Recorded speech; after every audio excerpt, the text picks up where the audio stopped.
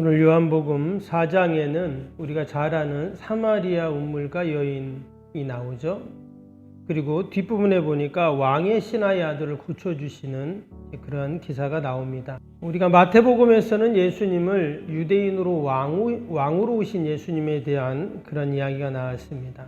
마가복음은 종으로 오신 예수님, 또 누가복음은 인자로 오신 예수님, 그리고 요한복음에는 성자 하나님, 신적인 성품을 강조하는 그런 내용이 나온다고 말씀을 드렸죠. 그래서 요한복음에는 계속 그 성자 하나님이 어떤 분이신가를 소개합니다. 또 존재의 근원이 되시고 또 생명이 되시고 빛이라고 1장에서는 그렇게 나왔는데, 그런 예수님을 영접할 때 하나님의 자녀가 되는 권세를 주신다 하는 내용들을 이제 사도 요한이 이야기를 하죠.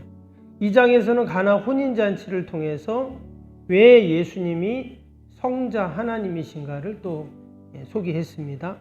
3장에서는 니고데모라고 하는 유대인 지도자가 예수님을 찾아오죠. 대화하는 가운데 예수님이 메시아이시고 영생을 주시는 분이다 라는 것을 또 이야기를 합니다. 오늘 4장에서는 이 사마리아 운물가 여인과의 대화 속에서 정말 예수님이 하나님의 아들이시고 구원자 되시고 메시아 되심을 소개합니다. 이것을 우리가 알 수 있는 것이 그냥 단순히 이 사마리아에 사는 한 여인, 불쌍한 여인을 만나서 물 좀 달라 하고 또 예배에 대해서 이야기하고, 그것도 다 중요한 이야기이지만 이 대화하는 가운데 이 사마리아 여인이 예수님에게 뭐라고 하냐면, 처음에는 어떻게 유대인 남자가 이 사마리아인 나에게 말을 거냐 이런 얘기를 했잖아요. 근데 얘기를 하다가 뭐라고 말합니까? 당신은 정말 선지자입니다 이런 얘기를 하는 거예요. 남편이 있니 없니 몇 명이니 이런 얘기가 나오잖아요. 근데 마지막에는 예수님을 향해서 뭐라고 합니까? 동네 사람들한테 가서 내가 메시아를 봤다, 그리스도를 봤다 이런 얘기를 합니다. 그래서 처음에는 그냥 유대인 남자로, 그 다음에는 선지자로, 그 다음에는 메시아로 고백하는 그 모습을 보면서, 그래서 동네 사람들이, 많은 사람들이 이제 예수님을 믿고 영접하는 그런 말씀들이 나오는데, 이것이 바로 예수님이 누구신가를 알려주고 알아가는 과정이죠. 여러분, 우리도 신앙생활, 믿음생활 하면서 처음에는 예수님이 누군지 잘 모르죠. 예를 들어서 여러분 처음 교회 온 사람이 있어요. 그 사람은 예수님에 대해서 뭐라고 생각할까요? 위대한 성인쯤으로, 좋은 분으로, 인류 역사 가운데 선한 영향력을 끼친 분으로 그 정도 알 겁니다.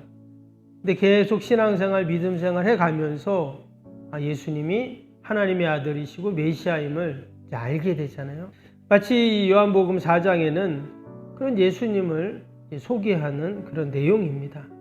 특별히 오늘 말씀을 보면 이렇게 시작이 되고 있죠. 3절 4절 한번 볼까요?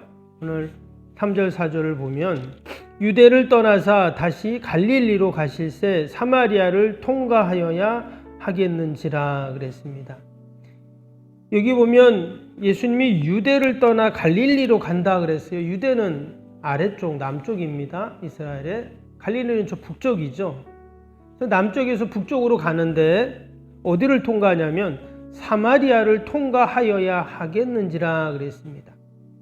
여기서 보면 사마리아를 통과하여야 하겠다. 이 영어 성경에 보면 must라는 단어가 나와요. must는 반드시 뭐뭐 해야 된다 이런 뜻인데, 예수님께서 내가 반드시 이 사마리아를 지나가야 되겠다 이렇게 이제 말씀하신 거예요.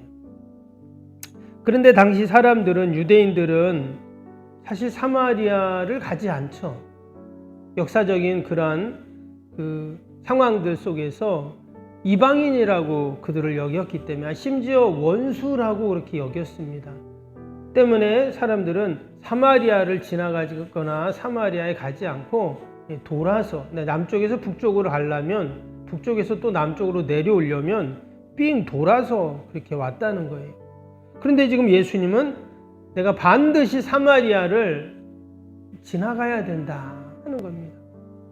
그러면서 지금 사마리아 한 운물가에 들려서 그 사마리아 여인을 만나시는 그러한 장면이 나오죠. 그래서 이 사마리아 여인도 사실 깜짝 놀랐어요. 오늘 9절 보세요. 사마리아 여자가 이르되 당신은 유대인으로서 어찌하여 사마리아 여자인 나에게 물을 달라 하나이까 하니 이는 유대인이 사마리아인과 상종하지 아니함이로라. 아예 서로 상종을 안 한다. 우리 그런 말 하죠. 저 사람하고 상종을 하지 말아야 돼. 이런 말 하잖아요. 지금 유대인들도 그런 거예요. 상종을, 사마리아인들도 마찬가지고 서로. 그 요세푸스라는 유대인 역사학자가 있어요. 그 사람이 쓴 책에 보면 왜 사마리아인과 유대인이 서로 이런 상종도 안 하는 관계인지 뭐라고 써놨냐면 이렇게 썼어요. 그 사람이 유대인이니까 사마리아인에 대해서 뭐라고 했냐면 환경을 따라 자기들의 태도를 바꾸고는 믿을 수 없는 부류로 비열한 속성을 가진 사람들이다. 이렇게 사마리아인을 썼다는 거예요. 또 어떤 이야기가 있냐면 어떤 사람이요. 한 번은 이제 이 사람 갈릴리 북쪽 사람인데 예루살렘에 이제 성전이 있잖아요. 그러니까 명절을 지키기 위해서 이제 예루살렘에 가야 되는데 뭐 하다가 이게 늦은 거예요. 그래서 빨리 가야 되는데 어쩔 수 없이 사마리아를 통과합니다. 근데 사마리아를 통과하다가 이 사마리아인들이 이가 유대인인 줄 알고 잡아가지고 죽였어요. 그래 그 이야기를 이제 유대인들이 듣고는 당시 사마리아인 수천 명을 대학살을 하는 그런 또 일도 있었다고 합니다.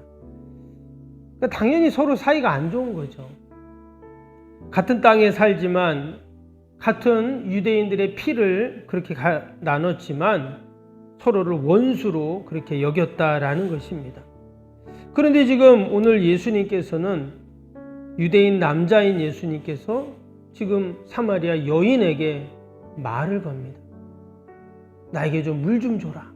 근데 오늘 말씀을 보니까 우리가 그냥 지나쳤던 말씀인데요. 6절 한번 보실까요? 6절에 이런 말씀이 나와요. 거기 또 야곱의 운물이 있더라. 예수께서 길 가시다가 피곤하여 운물 곁에 그대로 앉으시니 때가 6시쯤 되었더라. 여기 보니까 예수님이 길을 가다가 피곤하셨다 이런 말씀이 나와요. 저는 이 말씀을 읽으면서 예수님도 피곤하셨구나. 우리도 피곤할 때 있죠? 예. 근데 예수님도 피곤하셨어요.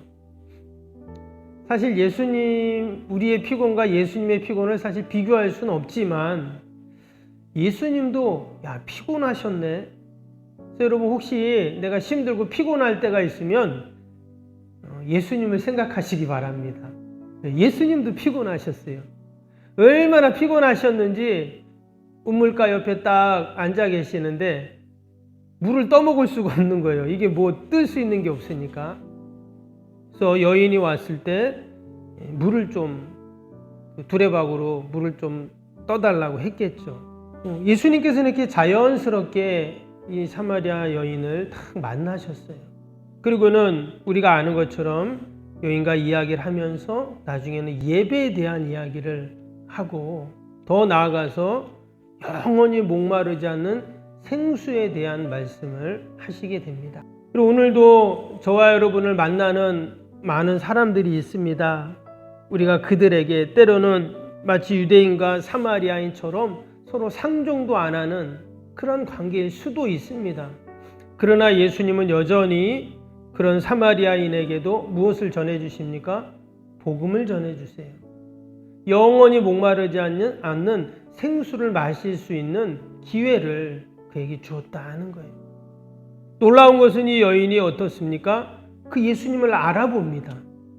이 말은 예수님 복음을 듣고 영접하고 받아들였다는 말이죠.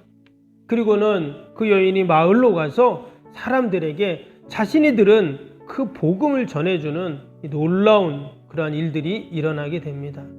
거기서 끝나지 않아요. 어떻게 됩니까? 41절 보시면 예수의 말씀으로 말미암아 믿는 자가 더욱 많아졌다 이런 말씀. 예수님은 피곤해서 한 여인에게 물을 달라 하시면서 그냥 복음을 전한 것뿐인데 그 여인으로 말미암아 마을에 수많은 사람들이 주님께 나오고 많은 이들이 그 영원히 목마르지 않는 생수를 마시는 그런 은혜가 있어요. 오늘도 저와 여러분을 통해서 만나는 모든 자들이 내가 마신 이 영생의 생수를 마시는 여러분 그러한 은혜와 복이 있기를 축복합니다. 아멘. 나 때문에 우리의 가족, 이웃들이 또 많은 사람들이 주님께 돌아온다면 여러분 그것은 너무나 귀한 은혜이고 복이죠. 오늘도 그러한 믿음과 소망을 갖고 함께 오늘도 우리가 만나는 모든 자들에게 주의 복음을 전하는 은혜와 복이 있길 주님의 이름으로 축복합니다. 오늘 화요일 기도 함께 하겠습니다. 화요일 기도 31번부터 45번까지 기도입니다. 시공과 관련한 모든 인허가 절차가 순조롭게 진행되게 하옵소서. 아멘. 건축위원과 설계 및 시공사 간의 원활한 소통이 이루어지게 하옵소서. 아멘. 공사기간 동안 날씨와 모든 환경을 주장하셔서 공정에 차질이 없게 하옵소서. 아멘. 지역 주민들에게 불편함을 끼치지 않는 안전한 공법으로 건축되게 하옵소서. 아멘. 착공부터 완공에 이르기까지 지역사회와 긴밀한 우호관계를 유지하게 하옵소서. 아멘. 건축사와 건설사, 시공사를 붙드시고 초심을 잃지 않고 잘 감당하게 하옵소서. 아멘. 공사기간 동안 안전사고나 불미스러운 일이 한 건도 발생하지 않게 하옵소서. 아멘. 성실하고 책임감 있는 감리로 건축의 시작과 끝이 완벽하게 진행되게 하옵소서. 아멘. 자재 품질 및 검수가 철저히 이루어지고 공사 일정이 지체되지 않게 하옵소서. 아멘. 최적의 공사기간과 공사비 절감을 위해 세밀한 업무가 이루어지게 하옵소서. 아멘. 꼼꼼한 업무로 불필요한 비용 발생을 원천적으로 차단하게 하옵소서. 아멘. 건축에 필요한 모든 재정이 시기적절하게 잘 채워지게 하옵소서. 아멘. 입당에 이르기까지 모든 건축 과정의 재정의 집행이 어려움 없게 하옵소서. 아멘. 헌금을 약정하고 드리는 성도들에게 복을 주셔서 간증이 넘치게 하옵소서. 아멘. 건축으로 인해 교회 사역이 위축되지 않도록 풍성한 재정으로 채워 주옵소서. 아멘. 예수님의 이름으로 기도합니다. 아멘. 사랑과 은혜가 충만하신 하나님 아버지, 오늘도 우리의 메시아 되신 그리스도 되신 주님을 바라보며 소망하며 오늘도 영원히 목마르지 않는 생수를 마신 자처럼 오늘도 살게 하여 주옵소서. 나를 만나는 모든 자들이 주의 복음을 듣고 이 귀한 주님의 사랑을 경험하는 은혜가 있게 하여 주옵소서. 귀한 새벽 아버지 또 나라 민족과 교회와 이웃과 또 우리 사랑하는 자녀들 하나님 다 올려드립니다. 하나님 늘 돌보시고 선하게 인도하여 주옵소서. 우리 언약한 육신과 환우들 병상 있는 아버지 우리 연로하신 어르신들 늘 강건케 하셔서 하나님 건강 때문에 염려 근심하지 않도록 은혜를 베풀어 주옵소서. 특별히 아버지 검사하고 또 아버지 결과를 기다리며 또 아버지 치료를 기다리며 또 아버지 수술 날짜를 받아놓고 또 여러 환경 가운데 있는 우리 사랑하는 성도들 하나님이 아시오니 하나님 늘 하나님의 강건함으로 허락하여 주어서 우리에게 맡겨진 귀한 사명과 직분 넉넉히 감당해 나아갈 수 있도록 늘 은혜를 베풀어 주시옵소서. 오늘 하나님 우리의 기도하는 모든 제목들 하나님이 아실 줄 믿습니다. 하나님 다 하늘에 상달되게 하시고 다 열매 맺게 하여 주옵소서. 감사하며 예수님의 이름으로 기도하옵나이다. 아멘. 하늘에 계신 우리 아버지, 아버지의 이름을 거룩하게 하시며 아버지의 나라가 오게 하시며 아버지의 뜻이 하늘에서와 같이 땅에서도 이루어지게 하소서. 오늘 우리에게 일용할 양식을 주시고 우리가 우리에게 잘못한 사람을 용서하여 준 것 같이 우리 죄를 용서하여 주시고 우리를 시험에 빠지지 않게 하시고 악에서 구하소서.